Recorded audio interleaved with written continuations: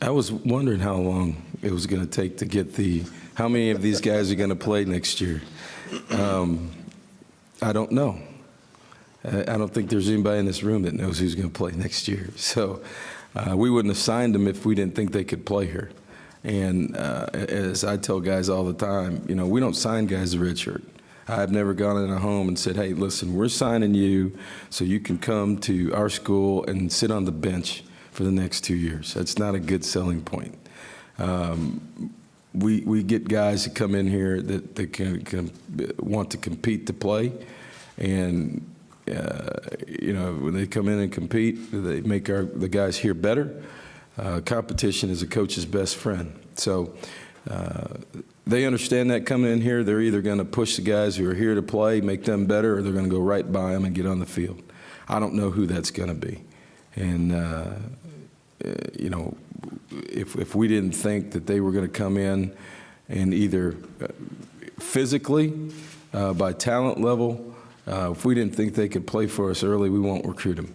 Now, the closer you get to the football, the more real physical football is being played in there with grown men with beards and tattoos and all kinds of stuff. And so it's a little bit harder for an 18-year-old to play in there. You know, get out there on the perimeter and guys are pushing and shoving and talking crazy to each other after the play. That's not football. But those guys are fast, and it's a little bit easier for a guy who can run and has some quickness to play. I don't know. You know, I really don't know. And it comes from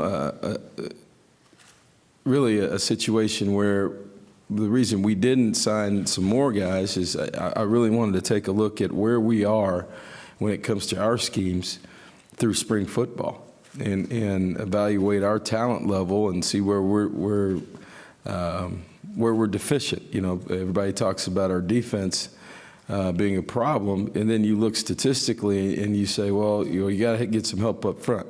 Well, statistically, this was the #1 rush defense in the Big 12, and we were second or third in the country in sacks. So as an outsider coming in, the front wasn't the problem.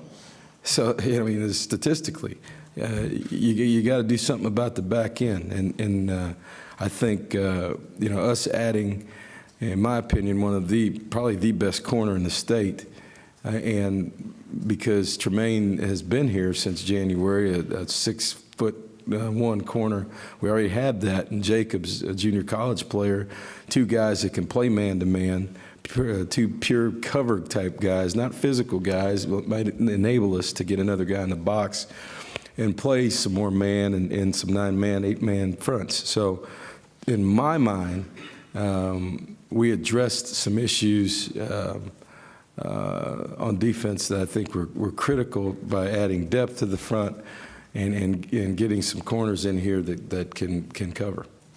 To the back and then far right. Luke Simons, KXHD, you've talked about defense being a need and the guys that you've brought in. Was that a hard sell, considering that was one of the last positions you were able to fill on your staff with defensive coordinator position and that sort of thing? No, that wasn't a hard sell at all. You know, Mark Snyder was here. I don't think it was very hard. You just look at statistically, we got more defensive guys than the offensive guys. They understand. Once Mark was signed, you know, Terrell Williams was here. He was with us the whole time. He understood what was going on. Basically, I had talked to guys about moving from a 4-3, moving from a 3-4 to a 4-3. It was actually an appeal to people. We had some D linemen that people know now that visited us a couple of times. They didn't want to play in a 3-4.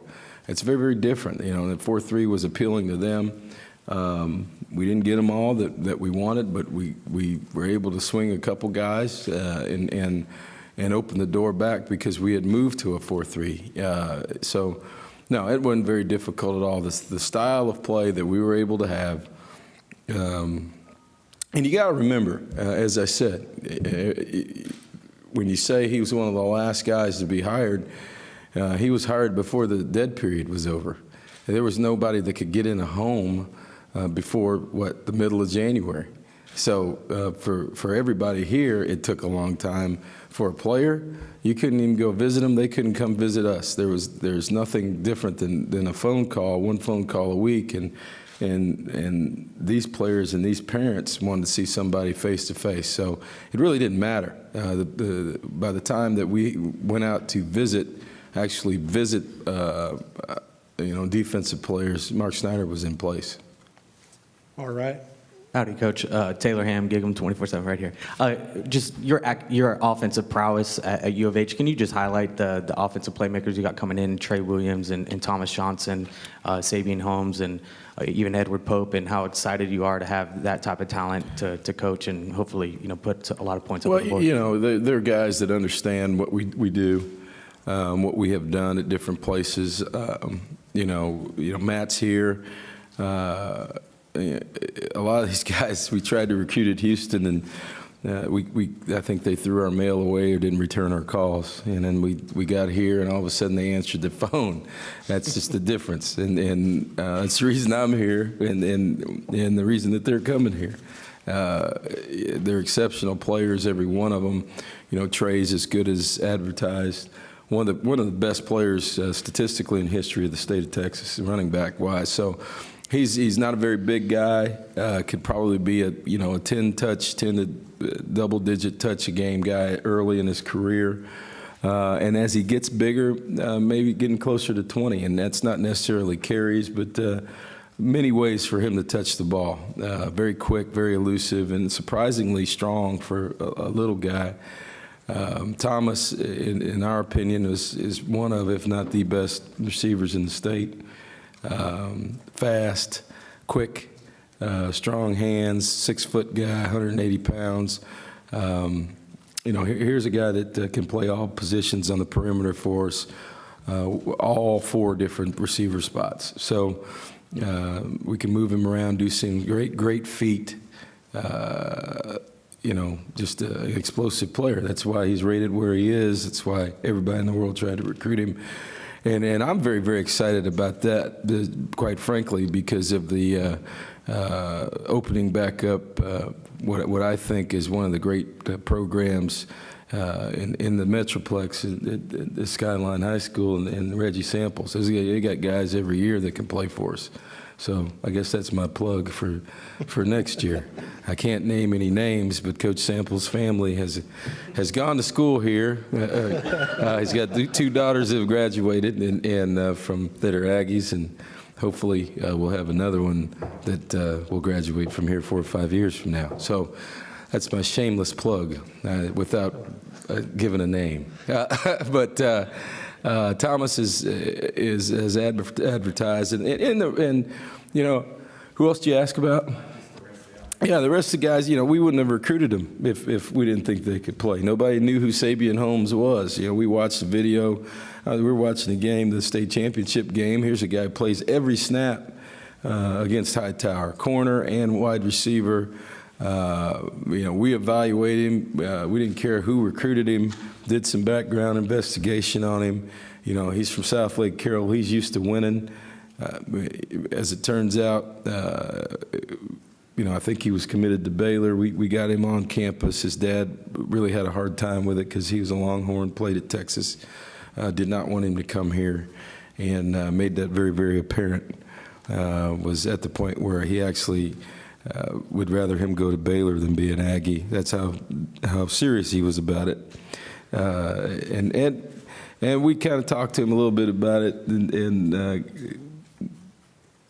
it worked out. And so I think Monday he was named first team All-State. Yesterday, after talking to him today, he ran 10.5 yesterday for right off the bat in the spring in 100 meters. So he's another one of those guys that we're going to evaluate for us. And as a coach here, I guarantee you every year you're going to say who, and you'll start digging up video. Our guys will do a great job of evaluating players that are not, quote, diamonds in the rough, but guys that can play for us and play in our system and play in the SEC.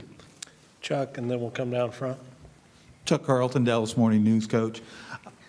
You've already talked a little bit about it, but could you elaborate on just kind of the whole range of emotions, first year for you here at A&M, first year staff in the recruiting season, 2 weeks to work with, and then getting surprises both positive and negative and all that sort of thing in the recruiting class. What was that period like for you? You know, it's interesting. You know, we've been just running like crazy. It's a little bit more advantageous for me. My family hasn't moved. We've got 4 kids, and I didn't want to take the kids out of school. We'll move in the summer, but it's a little bit different being an hour and a half from them. There's been some times when I've been able to actually go home and then drive back early in the morning and get here and get started. Quite frankly, the last 2 weeks, I haven't been anywhere near College Station or Houston. We've been all over the place recruiting, and then on the weekends, we've had official visit weekends. And as I said before, you know, the recruitment of players and coaches' wives, and trying to keep everything from getting to you guys has been has been as difficult as anything. Just because you're not being secretive, but keeping pressure off of recruits' parents, coaches who have jobs, and to protect them from you know, jeopardizing them and their current situation can be a little bit taxing. So, you know,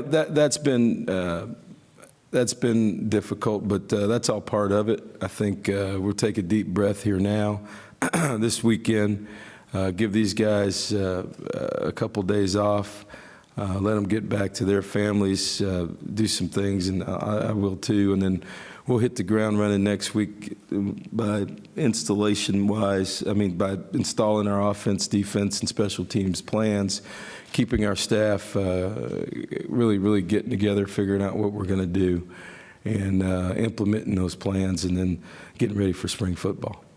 Because you inherited some young quarterbacks, talented young quarterbacks, and of course signed the one in Matt Davis, do you see that as a wide open competition going into the spring, and is Matt Jokel part of that? Yeah, there's no doubt that it's wide open. You know, we, you know, all 4 of those guys that are here, all 5 of them. I mean, you know, what we've got is 4 guys and Matt Davis. We sat down and talked the week I actually left this press conference. The last time I was here, went upstairs and did some things, and jumped in the car and went and saw Matt Davis at night, and sat down and explained to him, you know, here's where we are. With Jokel, with Showers, with Manziel, you know, and just really wanted to see where everybody was. You know, went through the depth chart, explained to him that you know, we're very happy with your progress in high school. He sat down and made it clear, I am graduating from high school right now to get there. I want to compete for the starting position, you know, and really for us, you know me, I'm a glass half full guy. You know, you look at the quarterback position, and sometimes, a lot of times, like when we got to Houston, when you're able to install a system and have a guy that's going to play as a young player, you're able to really install a system, have the quarterback grow with it, with the wide receivers, and you don't have to deal with a lot of habits. You know, sometimes when you get in a situation and it's a 4th or 5th year player, you're having to teach an old dog new tricks. He's used to a certain scheme. There might be a little resentment in your style as a coach, as your style as a player, and so I like the fact that we got all these freshmen in here and a redshirt sophomore, and you know, I think every one of them is in the mix. Jokel was a guy that we had offered at Houston, along with Jamil, along with Johnny, along with Matt. I mean, every one of them. And so, you know, we talked to them all. I think when we walked through the door, Those guys all smiled when they saw Cliff anyway, because I think he and I bugged them. For whatever reason, they didn't want to deal with us there, but they're happy that they're happy we're here right now, and I think there's a comfort level with that, and we're happy because of the comfort level that we've evaluated those guys.